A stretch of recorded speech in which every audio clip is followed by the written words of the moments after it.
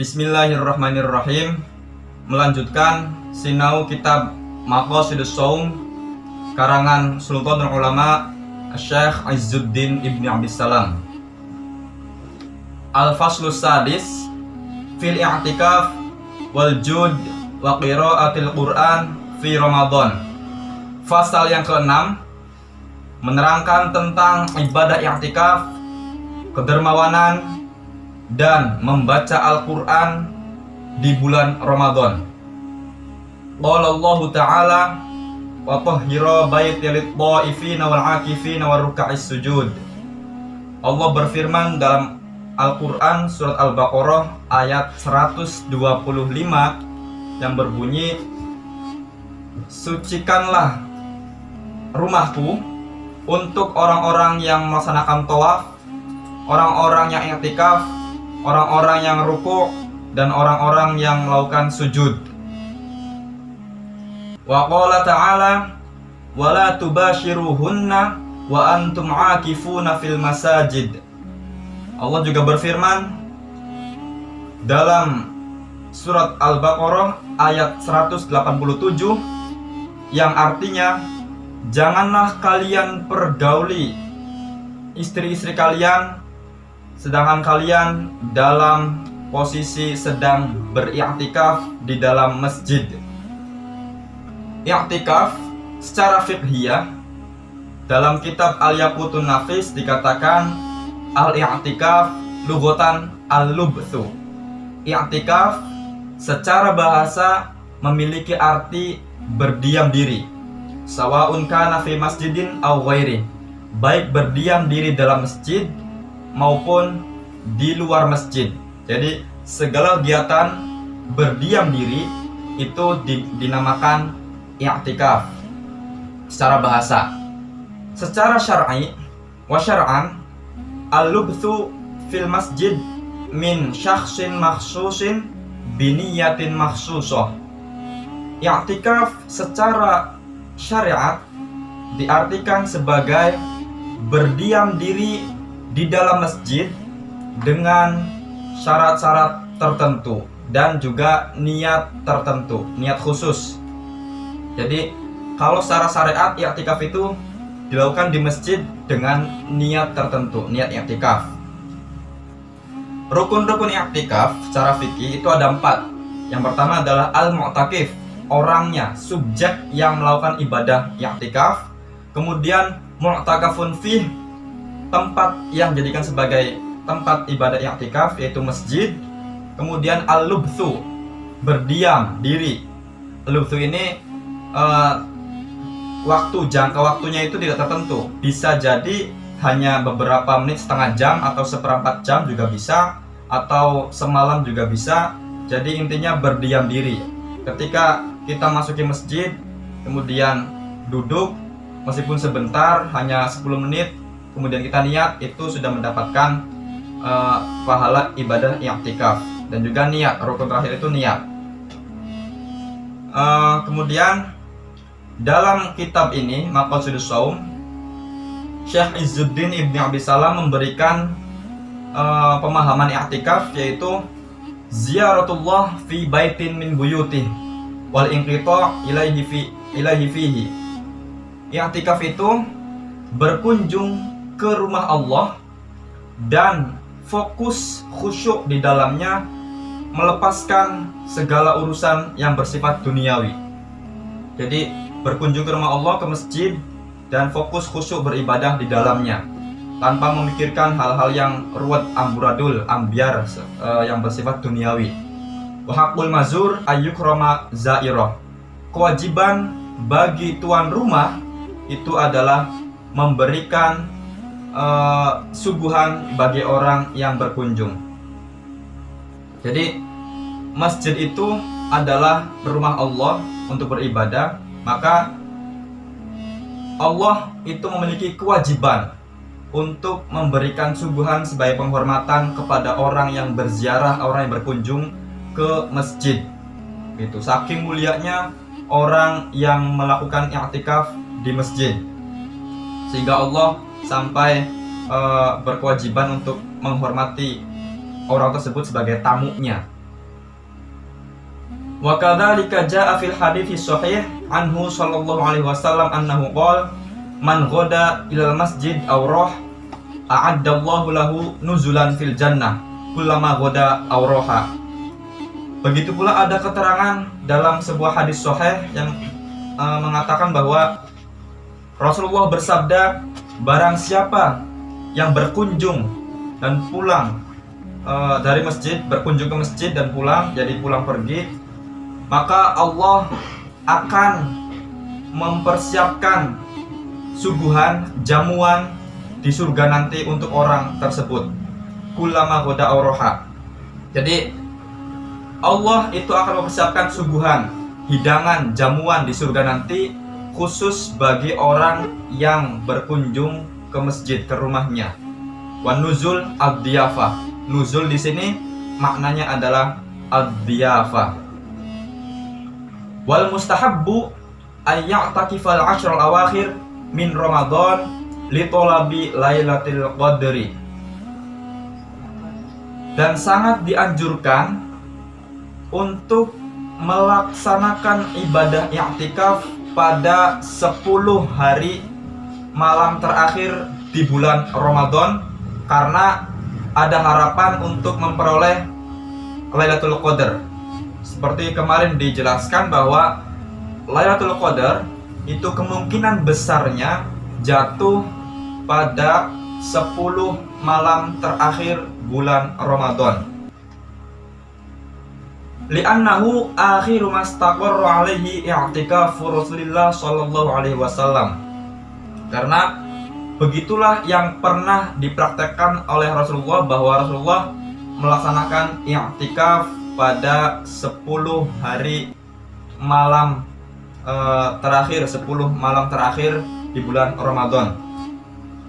Qalat Aisyah radhiyallahu anha, innan nabiyya sallallahu alaihi wasallam kana ya'takiful ashral awakhir min Ramadan hatta tawaffahu Allah thumma i'takafa azwajuhu min ba'di.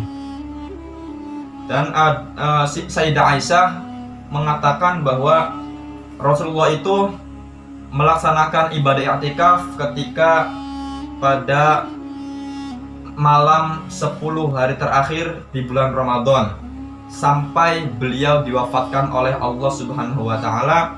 Dan pasca wafatnya Rasulullah, para istri-istrinya juga melaksanakan ibadah i'tikaf. Mesti dipahami dulu bahwa saat ini memang kondisi global sedang ditimpa musibah virus COVID-19 atau virus corona, sehingga bisa jadi kegiatan ibadah i'tikaf ini tidak bisa dilaksanakan sebagaimana biasanya.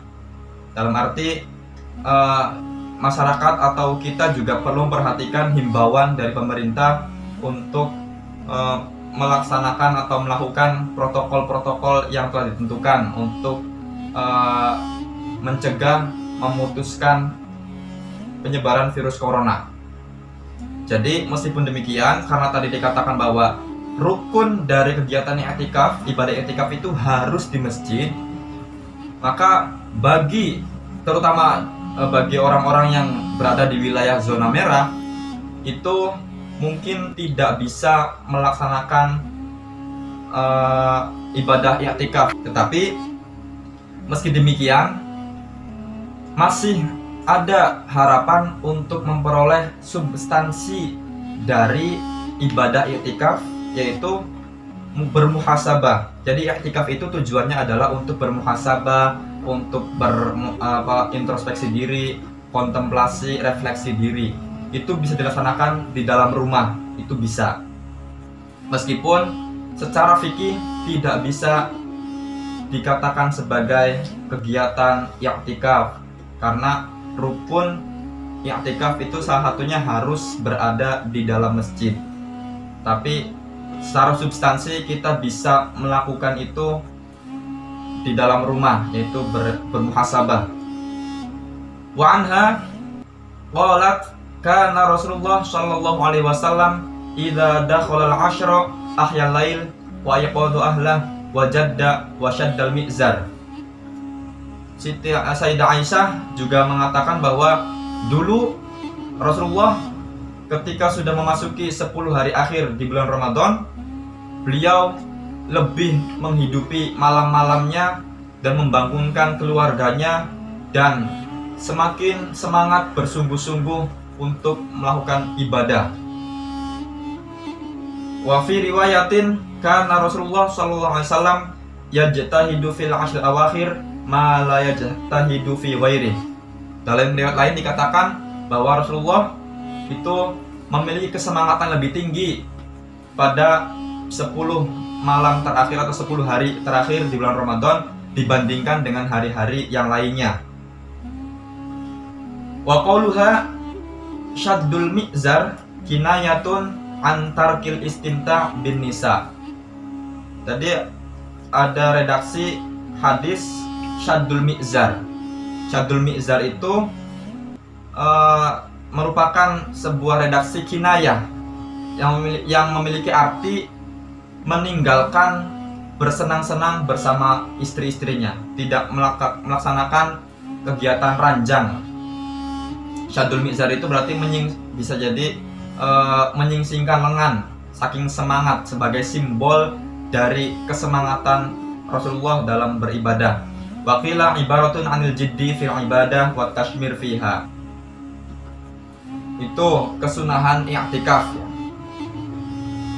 Kemudian wa yustahabbul iktsar min tilawatil Qur'an.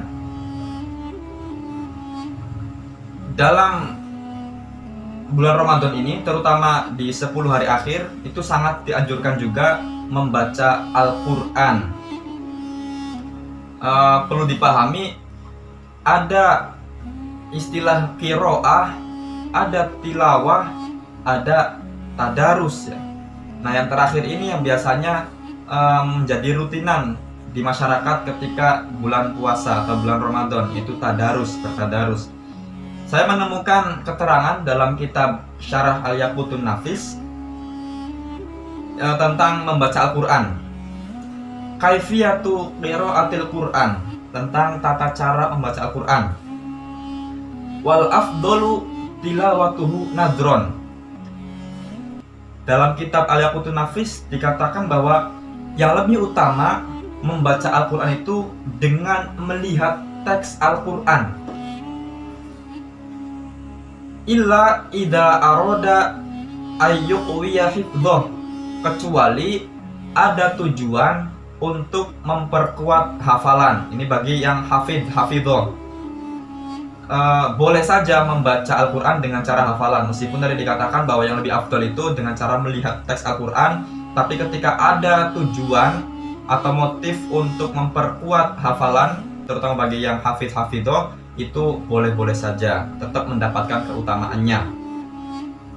Wa yustahabbu lil qari ayyatadabbaral qiraah. Dan tentu saja bagi orang yang membaca Al-Quran itu sangat didorong untuk memahami, menghayati isi kandungan Al-Quran, isi kandungan Al-Quran yang dibacanya. Wa yurwa an Ikrimah bin Abi Jahl wa huwa min kibaris sahabah radhiyallahu anhum annahu idza bada'a yaqra'u yughsha alaihi wa yaqul hadza kalamu rabbi, hadza kalamu rabbi, hadza kalamu rabbi. Ada riwayat dari Ikrimah bin Abi Jahl. Beliau merupakan salah satu sahabat terkemuka, penggede sahabat.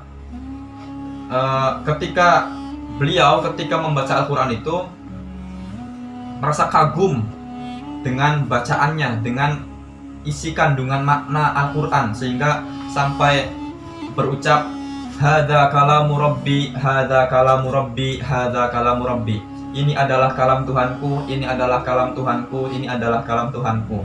3 kali beliau mengucapkan itu, saking merasakan kedahsyatan isi kandungan Al-Quran. Kemudian wa ammal ajalah bil qiraah bima yusamma al-hadramah famanhiyun anha. Tata cara membaca itu seperti tadi. Dan ada juga praktek membaca Al-Quran secara cepat yang dinamakan hadromah. Faman hiyun anha. Praktek membaca cepat atau hadromah ini menurut pengarang kitab Al-Yaqutun Nafis itu dilarang atau tidak dianjurkan, karena bisa jadi membaca cepat itu dapat mengurangi ketartilan atau kefasihan bacaan, atau bahkan tidak memenuhi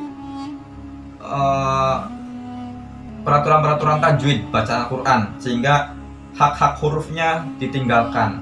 Nah, itu juga dapat berkonsekuensi merubah arti maknanya, karena dalam bahasa Arab itu salah harokat saja sudah dapat melenceng maknanya jauh dari yang semestinya, apalagi panjang pendek, apalagi sampai menghilangkan hurufnya, sehingga membaca Al-Quran dengan cara cepat, kilat, itu sangat tidak dianjurkan, namanya hadromah gitu. Kemudian ada namanya madarasatul Quran. Nah, ini yang dikatakan lebih afdol lagi. Apa itu madarasatul Quran? Yaitu hiya ayyaqra'a ala ghairihi wa yaqra'a ghairuhu alaihi ma qara'a fa in qara'a ma ba'dahu wa hakadha fa hiya idaratun hasanah. Madarasatul Quran itu gambarannya itu berarti membaca Al-Quran tidak sendirian, ada minimal 2 orang. Contoh gini gambarannya, ada si A dan si B. Si A ini membaca Al-Quran, si B menyimaknya sampai si A selesai beberapa ayat yang dia baca, kemudian gantian si B yang membaca ayat Al-Qurannya, kemudian si A menyimaknya, seterusnya begitu. Itulah yang kemudian dinamakan idaratun hasanah, bergantian, yang dianggap sangat baik. Itu namanya tadarus. Nah, ini kan tadarus kan yang biasanya istilah yang sering kali digunakan di kalangan masyarakat ya. Ayo bertadarus gitu di masjid bersama-sama, itulah memang namanya tadarus. Tapi ketika sendirian itu sebenarnya bukan arti atau kurang tepat jika dikatakan sebagai tadarus. Lebih tepatnya itu dikatakan qiraah atau tilawah. Nah, antara qiraah dan tilawah ini juga ulama ada beberapa pendapat ya, perbedaan. Ada yang mengatakan sama artinya, tapi ada juga ada yang mengatakan berbeda. Kalau qiraah itu hanya sebatas kegiatan membaca teks tok udah. Yang penting membaca udah, tanpa memahami arti maknanya, itu namanya qiraah. Tapi kalau tilawah itu dia membaca sekaligus memahami, menghayati isi kandungan makna Al-Quran, itu namanya tilawah. Jadi di bulan Ramadan ini, terutama di 10 malam terakhir, itu sangat dianjurkan untuk memperbanyak membaca Al-Quran.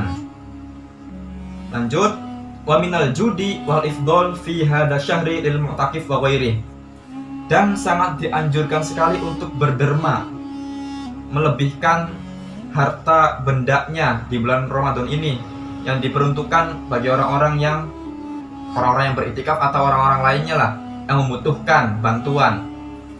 Li'annal fakir ya'jizu bisababi shaumi anis syahwat wa titwaf wasu'al. Karena orang fakir itu akan semakin lemah ketika dia berpuasa.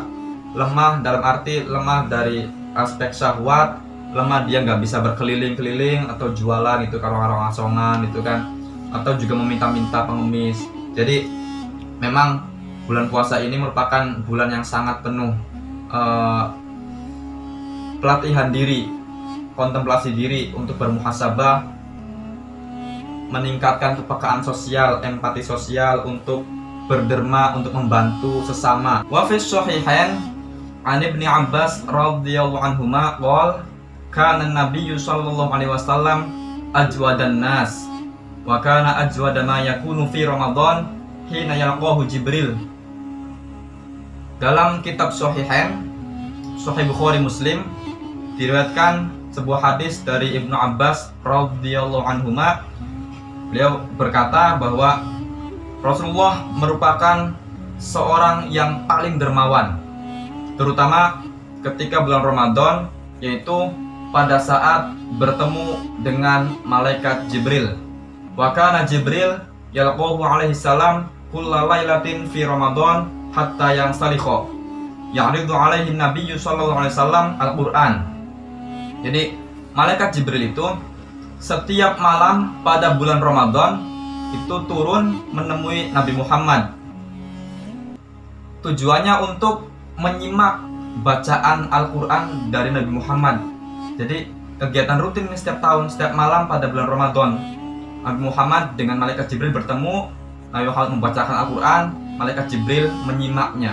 Jadi ini merupakan tauladan yang sangat baik untuk kita contoh, bahwa meskipun Nabi Muhammad sebagai seorang Rasul, seorang Nabi yang menerima wahyu, yang maksum, tetapi beliau masih tetap mentasheh, memverifikasi, mendaros Al-Quran kepada malaikat Jibril setiap bulan Ramadan, setiap malam.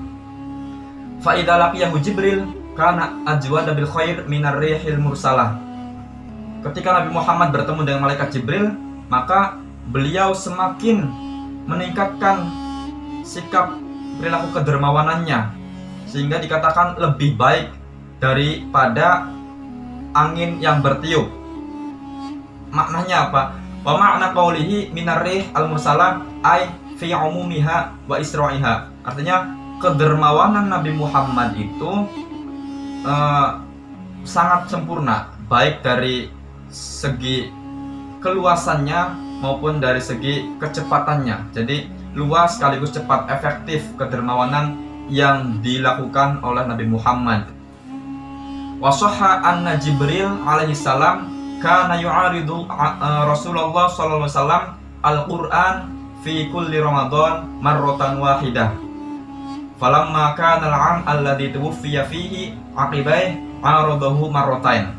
Ada riwayat sahih lain yang mengatakan bahwa malaikat Jibril itu menemui Nabi Muhammad setiap bulan Ramadan sekali setiap bulan Ramadan, itu untuk menyimak bacaan Al-Quran dari Nabi. Dan ketika bulan Ramadan pada tahun di mana Nabi Muhammad wafat, malaikat Jibril menyimak bacaan Al-Quran Nabi Muhammad sebanyak 2 kali.